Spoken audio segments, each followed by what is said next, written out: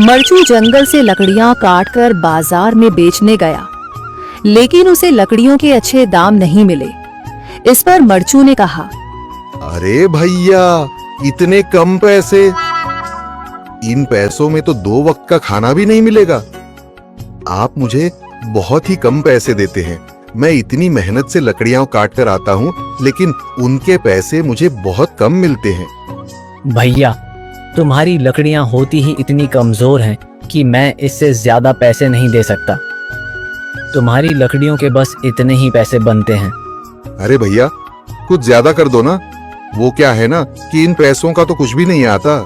मैं अपनी जिंदगी कैसे गुजारूंगा?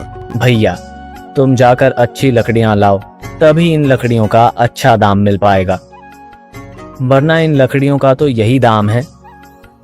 ये सुनकर मरचू बहुत ज्यादा परेशान हो गया और पैसे लेकर किराने की दुकान से सामान खरीदकर घर आ गया। घर पहुंचते ही मरचू की पत्नी सीता ने कहा, अरे जी, सामान ले आए आप? हाँ जी, सामान ले आया हूँ। सीता के चेहरे पर खुशी छा जाती है, लेकिन जब उसने सामान देखा, जी, इसमें तो बहुत थोड़ा सामान है। हाँ सीता, मुझे पता है कि यह सामान बहुत थोड़ा है, लेकिन मैं क्या करूं? मेरे पास जितने पैसे थे, मैं उतने का ही सामान लेकर आ गया हूँ। इस तरह हमारा गुजारा कैसे हो पाएगा जी? आपको तो पता ही है कि हम कितनी मुश्किलों से गुजारा करते हैं। हाँ, मुझे पता है, लेकिन मैं कर भी क्या सकता हूँ? मेरे पास इतने पैसे ही नहीं कि हम एक अच्छी जिंदगी गुजार सकें। इतनी मेहनत कर रहा हूँ, लेकिन फिर भी मेहनत का फल नहीं मिल रहा।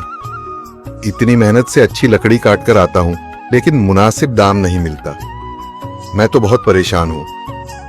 क्या करूँ? कहाँ जाऊँ? अरे जी, आप परेशान न हो, आप कोई और काम देख लें। मैंने कई बार काम तलाशने की कोशिश की, पर किसी ने भी मुझे काम नहीं दिया। ये सुनकर सीता भी काफी ज्यादा परेशान हो गई। मरचू से सीता की परेशानी नहीं देखी गई। उसने अपनी पत्नी सीता से कहा, मैं फिर से जंगल की ओर जा रहा हूँ। अरे जी, अभी मत जाइए ना, वैसे भी शाम हो रही है। आप कल चले जाइएगा, अभी मत जाइए। ठीक है, अगर तुम रोक रही हो तो मैं नहीं जाता। मैं कल चला जाऊंगा। इसके बाद मरचू गांव में घूमने के लिए चला गया। तभी उसे एक आदमी मिला और उसने कहा, कहाँ जा रहे हो भैया? और सुनाओ, क्या हाल चाल है? जिंदगी कैसे गुजर रही है? अरे भैया, तुम्हें तो पता है कि लकड़ियां काटकर कैसे गुजारा होता है। हाँ भैया, तुम सही कह रहे हो। और आसपास के जंगलों में अच्छी लकड़ियां भी नहीं है। इसके लिए तो जंगल के अंदर जाना पड़ेगा। पर जंगल के अंदर तो काफी सारे जंगली जानवर होंगे। मुझे बहुत डर लगता है भैया, मैं जंगल में कैसे जाऊंगा? हाँ भैया, जंगली जानवर तो होंगे, लेकिन अच्छी लकड़ियां तो वहीं से ही मिलेंगी।